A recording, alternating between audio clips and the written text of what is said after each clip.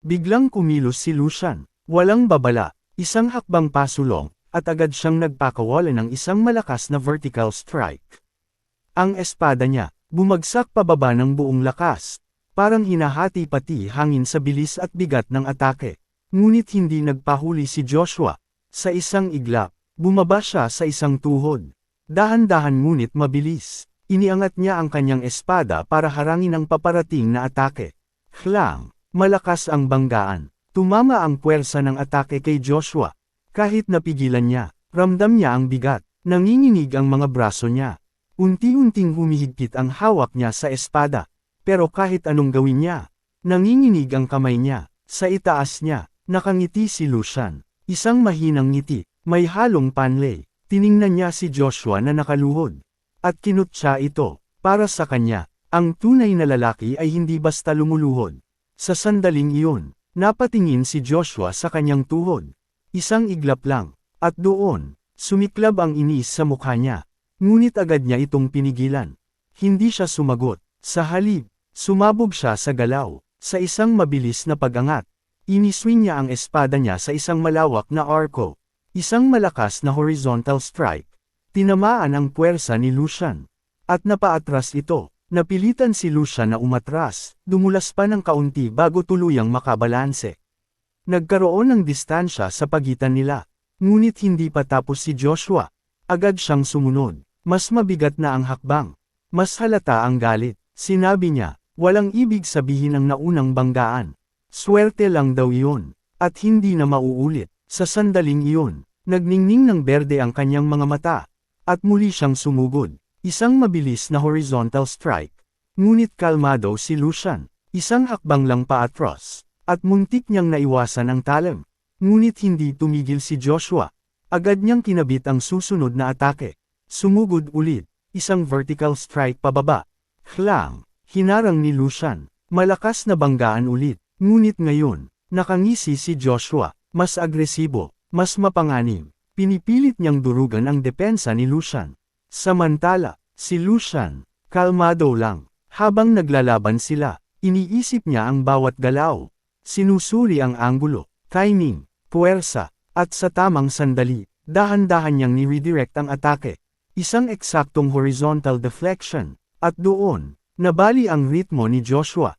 Mula doon, lalo pang bumilis ang laban. Sunod-sunod ang banggaan ng bakal. Walang tigil. Isang galaw, susundan agad ng isa pa. Parang walang pagitan. Sa gilid, nakamasid si Isan at ang butler ni Joshua. Habang tumatagal, lalo lang nababahala ang butler. Pinunasan niya ang pawis sa noo niya. Pakiramdam niya, sumusobra na ang laban. Sinabi niya, dapat na itong itigil. Dahil kilala niya si Joshua.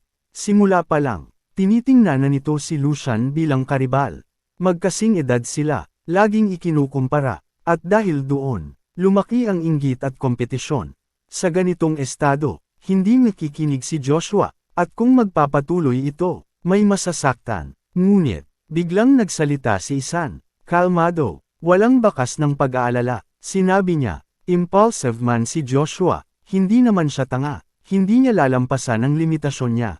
Ang nakikita nila, isang immature na pagsabog lang ng emosyon. Ngunit pagkatapos, nagbago ang tono niya, may mas mahalagang bagay daw. Napatingin ang butler, nalilito, at doon, itinutok ni Isan ang tingin niya sa laban. Sinimulan niyang suriin ito, si Lucian, ikatlong anak, may natural na lakas ang katawan. Pero kulang sa karanasan, si Joshua, pang-apat, average ang talento, pero pinande ng matinding training. Sa normal na sitwasyon, dapat mas lamang si Joshua sa actual combat. Ngunit, hindi yun ang nangyayari, dahil hinahayaan ni Joshua ang emosyon niya ang magkontrol. Sayang ang advantage niya. Samantala, si Lucian, nagtitiis lang, nag-o-obserba, at naghihintay. Hinintay ang tamang sandali. Tinapik ni Isan ang mga daliri niya habang iniisip ito. Pagharap sa tunay na espada ng walang takot. Hindi yun normal. Maaaring dahil sa kamangmangan. O dahil, nakaranas na siya ng kamatayan. At sa huli, napangiti si Isan. Mas malamang daw ang pangalawa. Bumalik ang focus sa laban. Hindi pa rin humihinto. Sumugod ulit si Joshua, mas agresibo. Pinipilit niyang durugan si Lucian. Kinukutsapan niya ito. Dapat daw sumuko na ito kanina pa. Si Lucian, patuloy lang sa pagharang. Ngunit sa bawat banggaan, ramdam niya ang epekto. Bahagyang nanginginig ang mga braso niya. Unti-unting naiipon ang sakit, ngunit sa isip niya, klaro pa rin ang lahat. Alam niya, nag-e-enjoy si Joshua, nalululong sa pakiramdam ng pagiging mas malakas. At doon, napagtanto ni Lucian, hindi na gumana ang plano niya. Plano niyang tapusin ang laban sa isang decisive strike. Pipilitin si Joshua na magkamali. Ngunit, mas malakas pala ito kaysa sa inaasahan niya. At ngayon, kulang na siya sa mana. Hindi na sapat para tapusin ito sa isang atake. Mas masahol pa, kulang na rin siya sa energy para palakasin ang katawan niya. Sa sandaling iyon, nakagawa siya ng desisyon. Isang sugal. Sa susunod na palitan, ibubuhos niya ang lahat. Bigla siyang nagpakawala ng isang malakas na horizontal swing. Napaatras si Joshua, nagkaroon ulit ng distansya, napatingin si Joshua, may napansin siya, saglit lang, parang mas mabigat ang espada ni Lucian. Mas committed, ngunit habang tinitingnan niya ito, nakita niya ang malinaw na senyales. Si Lucian, pinapawisan, hingal, halatang pagod, at doon, nagkaroon ng isang conclusion si Joshua. Ito na ang huling desperadong galaw ng kapatid niya. Wala nang kasunod. At dahil doon, lalo siyang naging kumpiyansa. Unti-unti siyang napangiti, hanggang sa tuluyan na siyang tumawa ng malakas. Punong-puno ng yabang ang boses niya. Dito na matatapos ang laban. Sa isang iglap, mahigpit niyang hinawakan ang espada. Dahan-daang iniangat. At saka, ibinuhos ang lahat ng lakas niya sa isang bagsak. Isang malakas na vertical strike pababa. Samantala, si Lucian, hindi pa rin gumagalaw. Nakatayo lang siya, tahimik, nakatingin, naghihintay, para bang, inaasahan niya ang mismong sandaling iyon. At nang dumating ang huling segundo, biglang tumalim ang kanyang mga mata. Ito ang gusto niyang mangyari. Ito ang hinihintay niya. Boom! Bumagsak ang espada ni Joshua sa lupa ng buong lakas. Sumabog ang alikabok. Kumalat ang hangin. Parang yumanig ang paligid sa lakas ng impact. Ngunit, may isang bagay na hindi niya napansin agad. Habang unti-unting nawawala ang alikabok, may nakita siya, isang ngiti, si Lucian, nakangiti, sa sandaling iyon, parang may malamig na tubig na ibinuhos sa katawan ni Joshua. At doon niya napagtanto, huli na ang lahat, ibinuhos niya ang lahat sa isang atake. Nang hindi iniisip ang susunod, naging makitid ang pag-iisip niya. Nabulag siya ng ideya ng tagumpay. At iyon, ang naging pinakamalaking pagkakamali niya. Dahan-daang lumapit si Lucian. Kalma, kontrolado ang bawat hakbang. Walang pagmamadali. Ipinakita niya, ang malaking butas sa galaw ni Joshua. At doon, naging malinaw kung bakit may pagitan pa rin sa kanilang dalawa. Napakunot ang noo ni Joshua. Sumiklab ang inis. Agad siyang gumanti. Pinilit niyang igalaw ang espada niya. Ngunit, hindi na siya umabot. Sa isang mabilis na hakbang, pumasok si Lucian sa loob ng distansya. At gamit ang kanyang paa, dahan-dahan ngunit matindi, tinapakan niya ang espada ni Joshua. Dinidiin, hindi gumagalaw.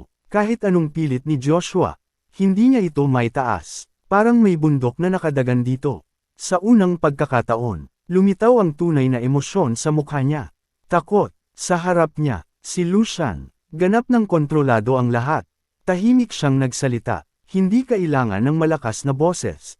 Dahil ramdam na ang bigat ng sitwasyon. Samantala, si Joshua, unti-unting gumuho ang kumpiyansa, nang hina ang boses niya. Kuya, tinawag niya si Lucian bilang kapatid. Ngunit, dahan-daang itinaas ni Lucian ang espada niya. Malamig ang ekspresyon. At ngayon, kapatid mo na ako. Sa sandaling iyon, parang walang halaga ang salitang iyon. At walang pag-aalinlangan, ibinagsak niya ang espada, isang malinis, direkta, vertical strike.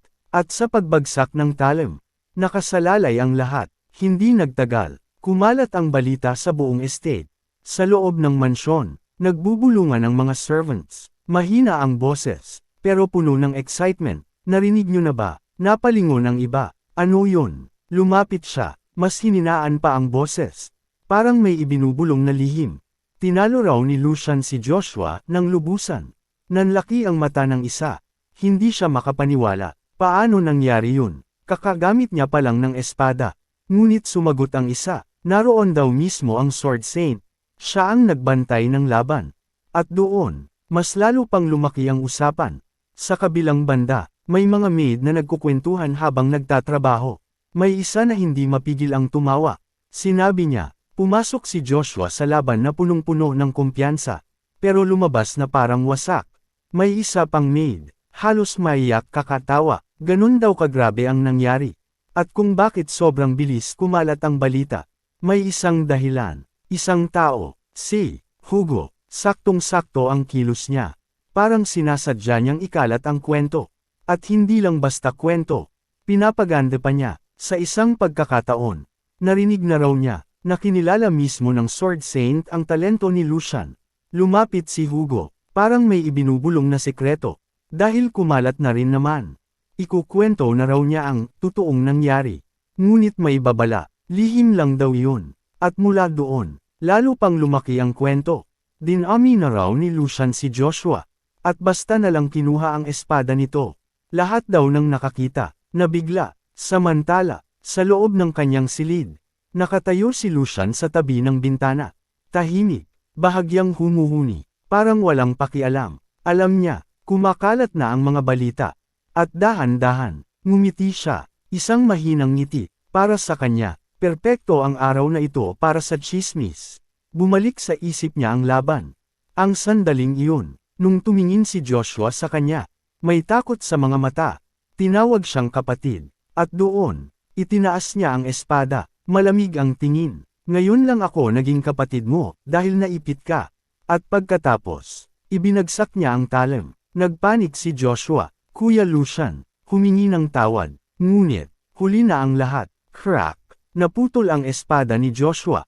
Nahati sa dalawa, dahan-daang ibinaba ni Lucian ang sarili niyang espada. Tumingin pababa, at malamig na nagsalita, huwag mo nang ulitin ito. Kung hindi, mas lalala ang susunod.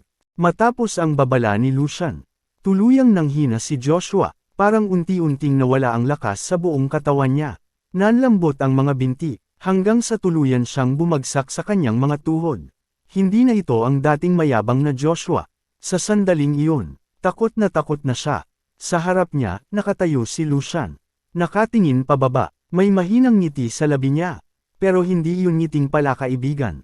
Malamig, mapanganib, parang isang taong kontrolado ang lahat. Dahan-dahan siyang nagsalita, alamin mo ang lugar mo. Diretso, walang emosyon. Kung naiintindihan mo, tumanggo ka. Sa isang iglap, agad tumanggo si Joshua, paulit-ulit, halos hindi na niya mapigilan ang galaw ng ulo niya. Ang mukha niya, punong-puno ng takot at pagkabigo. Lumipas ang sandali, at bumalik tayo sa kasalukuyan. Nakatayo si Lucian sa harap ng mesa. Tahimik, nakatingin sa isang dokumento. Pinag-aaralan niya ito ng mabuti. Sa isip niya, sapat na iyon para patahimikin ang ibang young masters, kahit pansamantala. Ngunit hindi pa tapos ang problema. May isa pa siyang kailangang harapin. Ang pamilya ni Marcus Logran. Ilang sandali pa, ang parehong dokumento ay nasa kamay na ng duke. Nasa hardin sila, tahimik ang paligid, mahinahon ang hangin. Ngunit ang usapan, mabigat. Dahan-daang binasa ng duke ang laman ng papel. Pagkatapos, itinaas niya ang tingin kay Lucian. Ito ang lihim na sulat na natanggap mo mula kay Hugo. Kalmado lang si Lucian habang sumasagot. Sa loob ng isang linggo, makikipagkita si Hugo sa isang tao mula sa Logran faction. Sa Vaster Territory, bahagyang kumunat ang noo ng duke. Vaster Territory, napaisip siya, hindi yun basta-bastang lugar. Kahit nawala na ang dating halaga nito, malapit pa rin ito sa Kelheim. At dahil doon, mapanganib pa rin. Tumanggo si Lucian. Pinili raw ang lugar na iyon dahil iniisip ni Hugo na hindi ito mapapansin ng duke. Isang blind spot, tahimik ang paligid sa loob ng ilang segundo. Pagkatapos, diretsong tumingin ang duke kay Lucian. Ano ang tunay mong dahilan sa pagdala nito sa akin? Dahil sa totoo lang, ipinagkatiwala na niya kay Lucian ang buong sitwasyon. Kaya bakit siya lumapit? Walang pag-aalinlangan. Sumagot si Lucian, kailangan ko ng kapangyarihan. Bahagyang tumaas ang kilay ng duke.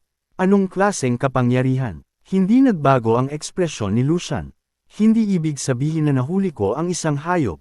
May kakayahan na akong tapusin ito. Sa sandaling iyon, agad na intindihan ng duke ang ibig niyang sabihin.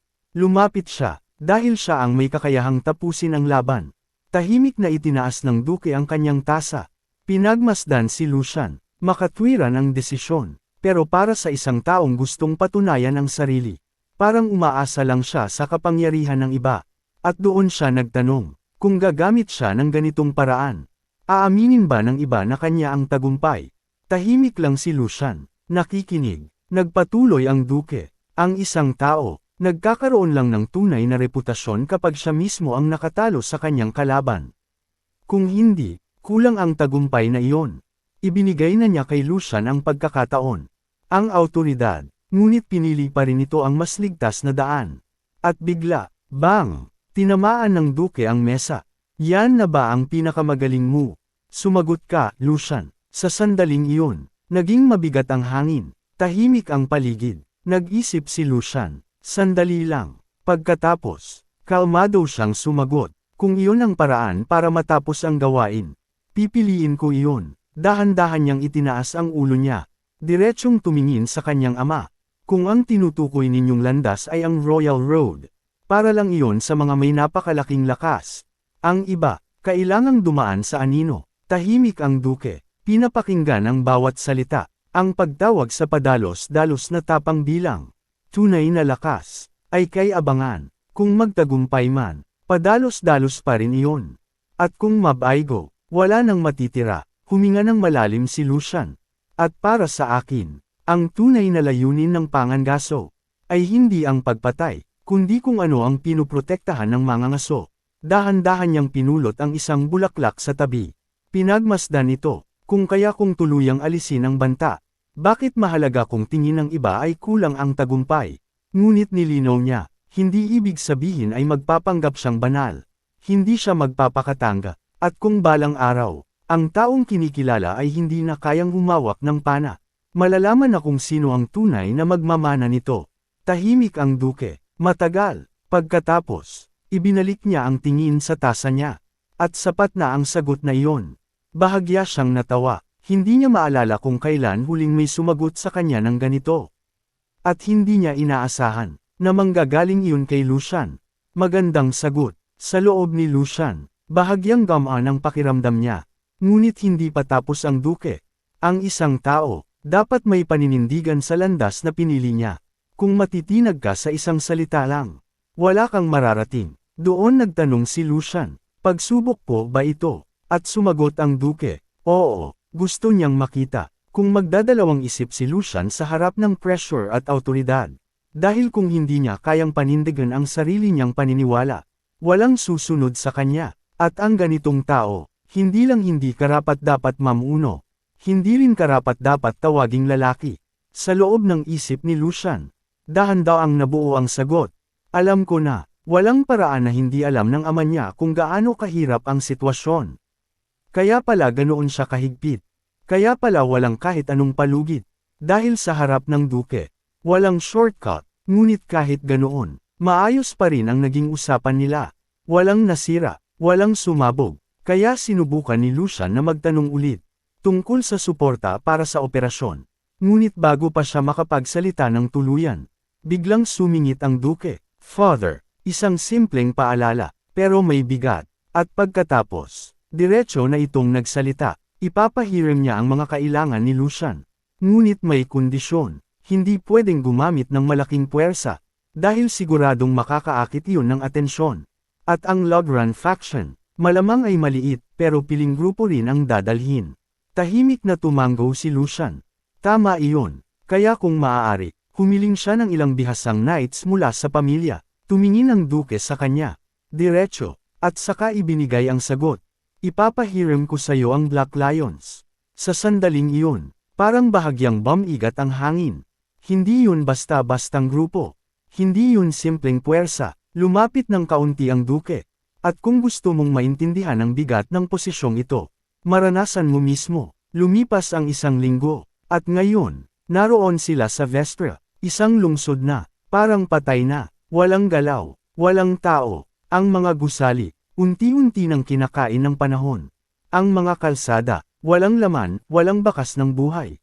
Kahit malapit ito sa Kelheim, wala na itong silbi. Iniwan na lang, ginawang reserve ang lungsod. At dahil doon, perpekto ito para sa isang bitag. Tahimik, masyadong tahimik. At minsan, ang ganitong katahimikan, mas nakakatakot pa. Habang naglalakad sina Lucian at Hugo sa gitna ng walang laman na kalsada. Napansin agad ni Lucian ang kakaibang pakiramdam. Walang tao, walang ingay, parang may mali, ngunit kalmado lang si Hugo. Ipinaliwanag niya, matagal nang nawala ng halaga ang Vestra. Kaya ito ang pinili nila. Walang makikialam, walang makakapansin, perpektong lugar para sa isang lihim na operasyon. Habang naglalakad sila, hindi na napigilan ni Hugo ang sarili niya. Matagal na itong nasa isip niya. Diretso siyang nagtanong, paano mo nalaman ang plano ko nang ganun ka-eksakto? Sandaling tumigil si Lucian, bahagya siyang natawa, kalmado, parang walang bigat ang tanong. Sinabi niya, kahit si Hans, hindi alam ang detalye, ibig sabihin, walang silbi ang pagtatago ni Hugo sa kanya. Ngunit, hindi na siya nagbigay ng paliwanag. Sasabihin ko sa iyo mamaya, pinutol niya ang usapan. At agad ibinalik ang atensyon sa harap. Sa ngayon, ang target muna, tinanong niya kung maayos na ba ang setup ng bitag. Sumagot si Hugo, oo, sa loob ng planta, lahat ay inayos base sa peking impormasyon na ipinakalat nila.